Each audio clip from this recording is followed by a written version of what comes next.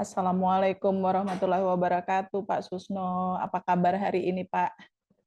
Waalaikumsalam warahmatullahi wabarakatuh, penonton, kabar sehat, dan salam sehat semuanya untuk para pemirsa. Itu belakangnya bagus banget itu, Pak. Sawah ya? Iya, sawah. Jadi ini kita baru habis tanam, sudah menghijau begitu. Tadi lagi siapkan untuk pupuk. Ya, lagi pupuk, ini istirahat. Jam segini biasanya ngopi dulu. Kopi Robusta, kopi sendiri gitu. Sambil ngopi-ngopi, kita ngobrol dulu ya, Pak ya. Serius Monggo, tapi silakan. santai atau santai dan serius gitu ya, Pak ya? Santai dan ngopi. Ngopi santai tapi sambil Iya, serius. Ya, Pak. iya, Eh, Masih sih, Pak, ini tentang kasus yang benar-benar memang menarik perhatian semua orang ya, Pak ya. iya, Beberapa hari yang lalu eh, Pak Kapolri sudah menetapkan Pak FS sebagai tersangka. Artinya dimungkinkan bahwa dalangnya sudah ada ya, Pak. Terus publik sih sekarang sudah nggak bertanya-tanya lagi tentang kasus-kasus, mungkin bukan tidak bertanya-tanya, artinya sebagian dari teka-tekinya itu sudah terjawab ya, Pak ya. Jadi kayak media konvensional, media sosial, media audio visual itu sekarang bertanyanya justru tentang motif. Apa sih sebenarnya yang menjadi motif dari peristiwa ini? Yang kita ketahui kan, Pak, yang namanya ajudan, supir, atau orang-orang yang di sekitar beliau ini kan tentu orang-orang kepercayaan yang memang diberikan mandat untuk menjaga sang atasan beserta keluarganya, Pak. Tapi lalu terjadi sebuah tragedi di mana seorang jenderal membunuh bawahannya, maksud saya, seorang ajudan yang kalau orang awam ketahui memang ajudan ini kan selalu posisinya menempel ya, Pak, kepada seorang atasan ya, Pak. iya. Apa sih sebenarnya motifnya kok sampai tega berbuat seperti itu? Apakah motifnya ini sangat berpengaruh kepada kehidupan sang jenderal tersebut sehingga seketika mengambil keputusan untuk melakukan ya entah penembakan atau menyuruh menembak atau membunuh begitu, Pak? Ya, inilah memang benar tragedi ini sudah mulai terkuak walaupun belum tuntas disidik, belum siap untuk dilemparkan kepada penuntut umum. Tapi sebagian pertanyaan publik masyarakat seluruh Indonesia dari Jakarta sampai ke kampung yang panas heboh dengan peristiwa tragedi penembakan di rumah sang jenderal tewasnya Brigadir J. Joshua. Sudah terjawab siapa dalangnya. Dalangnya ternyata bosnya sendiri, Pak Iya. FS. Yang nembak juga sudah terungkap. Kemudian ya bersyukurlah kita kepada Barada E yang bersedia menjadi justice kolaborator, yang bersedia bekerja sama dengan penegak hukum yang mengungkap kejadian sebenarnya. Sehingga sudah ditetapkan siapa dalangnya, yaitu Inspektur Jenderal Polisi FS Kadip Propam lama. Dan beberapa pembantunya, ada supir istrinya, ada pengawalnya yaitu Brigadir R dan Barada E. Nah sekarang pertanyaan publik beralih ke motif gitu. Nah, karena apa? Orang akan tercengang ya, kemudian rasanya tidak mungkin gitu kan. Rasanya wah kok tega ya seorang jenderal pinter, pangkatnya tinggi, kok menghabisi nyawa orang yang dekat dalam kehidupan di rumah sehari-hari maupun dalam kehidupannya di dalam melaksanakan tugas. Yang namanya ajudan, yang namanya sopir, yang namanya pengawal, ya sangat dekat kehidupannya. Apalagi dia bekerja sudah 2019 ya kalau nggak salah, sudah 3 tahun gitu. Kok tega-teganya? Apa sih motifnya? Nah, penyidik belum mengumumkan. Waktu Pak Kapolri mengumumkan tersangka MS jadi tersangka, dia katakan untuk motifnya tunggu penyidik masih mengembangkan untuk menentukan apa motifnya. Publik diharap sabar, tapi yang penting peristiwa pokoknya pembunuhan sudah ditentukan siapa tersangka utama atau dalang, siapa yang membantu, siapa yang turut serta. Nah, begitulah kita disuruh nunggu. Baik Pak, sebenarnya seberapa dekat sih hubungan antara seorang atasan dengan seorang ajudannya ataupun supirnya baik dalam kedinasan maupun dalam kehidupan pribadi, Pak? Sangat-sangat dekat karena supir, ajudan, pengawal itu baik dalam dinas maupun di luar dinas di rumah itu selalu menyatu, bahkan sebagian dari mereka secara bergiliran tinggal di rumah daripada pejabat yang diikuti. Nah, jadi pengawal itu maupun supir mereka semacam piket, bergantian tidur, bahkan ada yang masih bujang biasanya langsung tidur di rumah bosnya gitu. Ada tempat tertentu, ada ruangan di penjagaan atau ruangan di belakang yang memang digunakan tempat istirahat dan tempat tinggal dari ajudan, dari sopir, dan dari para pengawal. Kemudian ke kantor pun mereka ikut gitu dalam bekerja. Dan sehari-hari sangat dekat dan bahkan mereka ini kadang-kadang disuruh ngurusi hal-hal yang untuk kepentingan pribadinya. Misalnya, ya ini saya mau apa namanya eh, lihat anak saya di sana gitu. Atau coba kamu carikan sekolah anak saya, daftarkan ke sana gitu. Nah, itu kan hal pribadi ya. Sampai-sampai saking dekatnya hal seperti itu dimintakan bantuan kepada pembantu terdekat tadi. Jadi jelas dalam kehidupan sehari-hari mereka sangat dekat, tidak ada hari liburnya. Kalau dari penjelasan Bapak tadi artinya kedekatan itu mungkin bisa bisa kita bandingkan seperti dekat dengan keluarga sendiri ya, Pak? Ya Sampai begitu, sedekat itu begitu? begitu.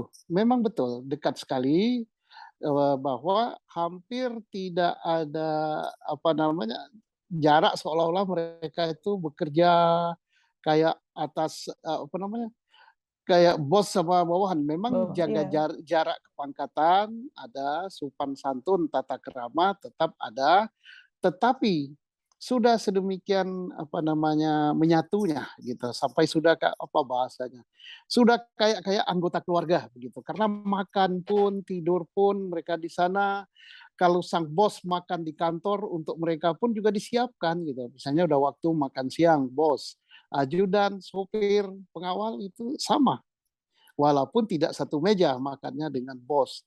Tapi ada juga bos-bos yang karena dekatnya, wah saya nggak mau makan sendiri. Suruh mereka masuk sini, yuk makan sama-sama. Ada yang begitu, saking dekatnya.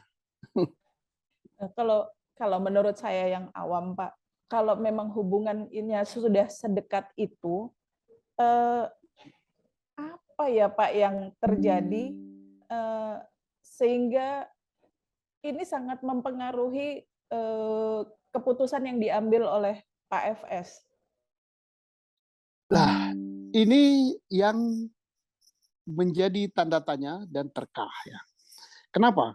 Kalau tidaklah atau bukanlah sesuatu hal yang sangat-sangat urgent atau sangat-sangat berpengaruh pada pribadi ataupun pada kedinasan dari sang apa namanya jenderal, tidak mungkin gitu. Jadi karena dekatnya, maka tidak mungkinlah tegah membunuh bawahannya. Ya. Kalau kaitannya dengan kedinasan, apa nggak cukup mungkin dipecat saja atau dipindahkan ke mana gitu Pak yang lebih terpencil daripada membunuh? Artinya apalagi kalau ya dari berita yang kita saksikan ya Pak, bahwa kejadian tembakannya itu seperti mengeksekusi seseorang karena disebutkan bahwa tembakan itu berasal dari belakang kepala. Iya, kalau tidak sangat besar pengaruhnya terhadap kehidupan sehari-hari atau terhadap dinasnya, saya kira tidak tegak ya. Karena apa? Bapak FS ini pangkatnya tinggi ya, Ya. pejabat tinggi di markas besar, seorang jenderal bintang 2, tamatan akademi, kemudian berpendidikan lain lagi, kemudian masa depannya masih panjang dan cemerlang gitu. Dia masih mungkin dipromosikan lebih tinggi lagi dari posisi yang sekarang. Ya, kok sampai tega, sampai rela berbuat seperti itu. Ini yang nantinya publik menunggu-nunggu gitu. Apa sih motifnya? Nah, kalau menurut perkiraan Bapak nih sebagai seorang mantan kabar eskrim Pak,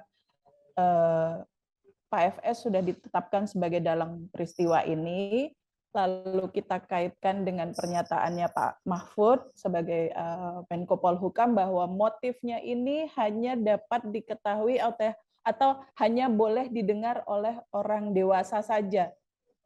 Apa artinya itu Pak? Atau menurut Bapak seperti apa ini? Ya, ini Pak Mahfud kasih PR gitu kan, bikin orang bertanya-tanya. Jadi kalau menurut saya ya, saya tidak menerka motif itu, tapi benarkah Pak Mahfud sudah tahu, Pak Mahfud sudah dibisiki oleh penyidik. Soalnya kalau tidak dibisiki, dia tidak bisa mengatakan ini hanya bisa diketahui orang dewasa saja. Kalau hanya orang dewasa saja, berarti anak-anak nggak boleh tahu dong. Nah, kalau anak-anak nggak boleh tahu, satu, hal-hal yang bersifat ini susila, ya. Nggak boleh tahu anak-anak karena mempengaruhi. Kedua, hal-hal yang bersifat sadis gitu. Anak-anak nggak boleh tahu. Ketiga, mungkin terkait dengan rahasia negara yang demikian penting. Tapi saya nggak sampai ke sana ya mikir. Ya mungkin gimana ya Pak Mahfud katakan nanti eh, kalau ya, oh hal terkait dengan susila, ya mungkin bisalah penyidik mengumumkan dan tidak akan mengganggu jalannya penyidikan, tetapi mungkin berpengaruh terhadap apa namanya kehidupan keluarga Bapak FS ataupun keluarga daripada Brigadir J yang telah meninggal, mungkin itu. Tetapi ada cara untuk mengumumkannya kalau memang terkait dengan susila. Saya nggak tahu susila siapa ini. Apakah susilanya Bapak FS, apa susilanya Ibu P. Nah, kalau susilanya Bapak korban, ya susila Bapak, susilanya korban misalnya melecehkan ibu, ini jelas sudah gugur ya. Karena tersangka sudah meninggal dan sudah gugur dengan keterangan Kapolri bahwa tidak ada tembak-menembak, yang ada dia ditembak gitu kan. Berarti kan nggak benar itu teriakan bahwa minta tolong karena dilecehkan, itu sudah nggak benar. Berarti Brigadir J tidak melakukan itu. Ya apakah susilanya Bapak FS atau susilanya Ibu, kita nggak tahu. Nah tapi seandainya ini betul terkaitan dengan susila, ya ada cara memberitahukan ke publik ya. Cara memberitahukannya tidak dibuka vulgar gitu. Mungkin dengan bahasa yang lebih santun. Kalau memang itu ya. Tetapi kalau memang ada yang lain lagi, lah ini ada apa gitu. Ya, Dan mudah-mudahan penyebutan bahwa ini hanya untuk orang dewasa bukan bukan dalam rangka untuk menutupi motifnya ya, Pak? Bukan, mudah-mudahan mungkin Pak Mahfud, ini biar menarik nanti dululah, karena yang ini sudah terbuka gitu ya, ya sehingga orang berpikirlah gitu, kayak gizi tekan. Tapi nggak Ya kan, tahulah, Pak betul, Mahfud lah yang tahu. karena bagaimanapun kalau berita tentang, konten dewasa dalam tanda kutip ya, Pak, kan sekarang di media banyak sekali yang, Ya vulgar. mulai dari seorang guru terhadap muridnya, atau Iya, orang tua terhadap anaknya, kan itu bahkan ustadz di sebenarnya pesantren kan, iya, seartinya kan sebenarnya itu dibuka gitu ya. ya, meskipun tidak dibuka secara detail apa yang dilakukan ya Pak, tapi artinya secara gambaran besarnya itu kan disebutkan gitu. Iya, apakah itu pelecehan tapi tidak dibuka secara vulgar, apakah ketahuan rahasia bahwa dia punya simpanan apa-apa. Nah, ini sebenarnya asal tidak disampaikan hal-hal yang vulgar yang berkaitan dengan hubungan kesusilaan. Itu bisa saja untuk publik dan tidak akan ganggu jalannya pemeriksaan kok hal-hal yang gitu. Makanya Pak Kapolri waktu mengumumkan dalangnya atau tersangkanya Pak FS jadi tersangka, dia katakan motifnya sedang didalami oleh penyidik, nanti akan diumumkan kepada publik. Nah, kan berarti tidak ada larangan untuk mengumumkan motifnya. Motifnya. Kenapa begitu? Toh nantinya di dalam sidang di pengadilan tidak ada yang ditutup, harus semuanya terbuka gitu. Karena ada tanya jawab dan terbuka untuk umum gitu. Begitu. Baik Pak, jadi sebenarnya kalau dalam satu peristiwa atau kejadian kriminal, ya boleh kita bilang kriminal ya Pak, salah satunya. Ya, Seberapa besar atau seberapa penting sih artinya motif Pak? motif ini kalau dalam bahasa kampung atau bahasa kampung saya di Pagar Alam sehari-hari kan ini adalah apa sih yang memotivasi, apa sih yang menyebabkan orang mau melakukan perbuatan itu. Jadi kira-kira penyebab lah, nah bahasa kampungnya. Sebabnya apa teh? Kok Ya. bunuh? Apa karena dendam? Apa karena iri? Apa karena utang nggak mau bayar gitu kan? Apa karena senggolan di jalan? Ya, itu aja yang maksud motif. Nah, khusus untuk peristiwa di penembakan di rumah sang jenderal ini, motif itu yang menyebabkan terjadinya peristiwa ini memang bukan termasuk unsur delik atau unsur dari tindak pidana itu. Diketahui atau tidak diketerdakwa dapat dihukum asal terbukti perbuatannya. Karena motif tidak menjadi bagian dari unsur.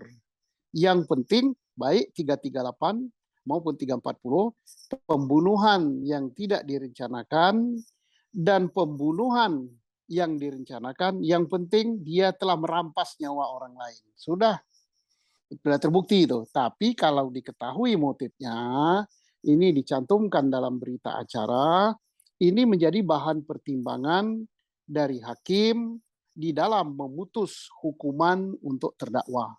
Apakah motifnya itu sedemikian menyakitkan si terdakwa sehingga dia berbuat demikian atau tidak? Kalau tidak, ini berarti kebangetan gitu kan, sampai sedemikian hebat perbuatannya harus bunuh. Jadi berpengaruhnya motif ini dicantumkan dalam berita acara menjadi bahan pertimbangan untuk hukuman. Apakah termasuk hal yang memberatkan, apakah termasuk hal yang meringankan. Begitu, itu saja motif itu. Lalu bila orang ini hanya sebagai dalang, tapi dia juga yang mempunyai motif, Pak. Tapi lalu yang melakukan atau dia menyuruh orang lain untuk melakukan itu, pertimbangannya di pengadilan nanti untuk keputusannya seperti apa, Pak? Sama beratnya kah? Jadi begini, saya hanya bisa memberikan gambaran secara umum ya. Ya. Pasal 340 dan ataupun 338 pembunuhan direncanakan dan pembunuhan tidak direncanakan, walaupun orang itu tidak mengerjakan sendiri, dia dialah yang merencanakan, dia menyuruh orang lain, itu hukumannya dialah yang paling berat. Itulah pelaku utama. Si dalang ini paling berat. Walaupun tidak secara fisik dia melakukan, menyuruh orang lain melakukan. Dia dikatakan otaknya, itulah yang nomor satu. Nah, tetapi kalau dia yang menyuruh, dia juga melakukan juga, ya ini hakim tentunya punya pertimbangan lain gitu. Baik, kemarin ada juga pendapat yang mengatakan bahwa ini si bawahan yang diperintah untuk melakukan itu kan di bawah perintah seorang komandan atau seorang atasan, ya Pak. Itu apakah artinya si pelaku ini, misalnya pelakunya ada orang lain ya Pak, apakah si pelaku, si bawahan ini bisa menjadi bebas dari hukumannya? Di dalam kode etik Polri ada klausal atau ada pasal yang mengatakan perintah atasan itu bisa ditolak atau harus ditolak, ya tidak boleh dilakukan manakala bertentangan dengan hukum, peraturan perundang-undangan, bertentangan dengan norma dan lain-lain, rumusnya gitu. Artinya kalau perintah itu nyimpang ya harus ditolak. Tetapi, ya ada tetapinya kan, di dalam hukum pidana, kalau nggak salah pasal 51, perintah atasan itu dikerjakan. Tetapi juga masih tetapinya, sejauh mana perintah atasan itu situasinya. Apakah si penerima perintah ini masih bisa menolak situasinya, masih bisa untuk tidak melaksanakan itu. Misalnya, si yang diperintah ini masih jaraknya jauh, gitu, masih di rumah, dia telepon, sini kamu tolong tembak si A. Nah, ini kan masih ada cukup waktu untuk dia tidak melaksanakan perintah itu, melaporkan kepada atasan yang lebih tinggi. Tetapi kalau situasinya sudah mepet, berada di tempat, kemudian disertai ancaman, tembak dia. Kalau tidak ditembak, kamu yang saya tembak. Apakah dia akan bebas apa tidak? Nah, ini hakimlah yang menentukan. Makanya pengacara atau penasihat hukumnya harus demikian jeli membawa ke persidangan, dan hakim yang akan mempertimbangkan. Itu sepenuhnya hak hakim untuk menentukan apakah dia bebas, apa dia tidak, apakah dia dihukum ringan, apakah dia dihukum berat. Begitu. Baik Pak, ini sepertinya jam istirahat Bapak sudah hampir selesai ya Pak ya. Mau berpanjang-panjang lagi sebenarnya, tapi nanti kasihan kopinya Bapak keburu dingin. Terima kasih Pak untuk waktunya. Jadi nanti kita tunggu lagi dan tunggu saja apa hasil penyidikan lebih lanjut tentang motif Iya, dari tragedi penembakan ini ya Pak ya. baik, kita sabar. Terima kasih. Assalamualaikum warahmatullahi wabarakatuh. Waalaikumsalam. Dan jangan lupa untuk teman-teman di luar sana untuk like, subscribe, dan komen di channelnya Susno 2J. Terima kasih.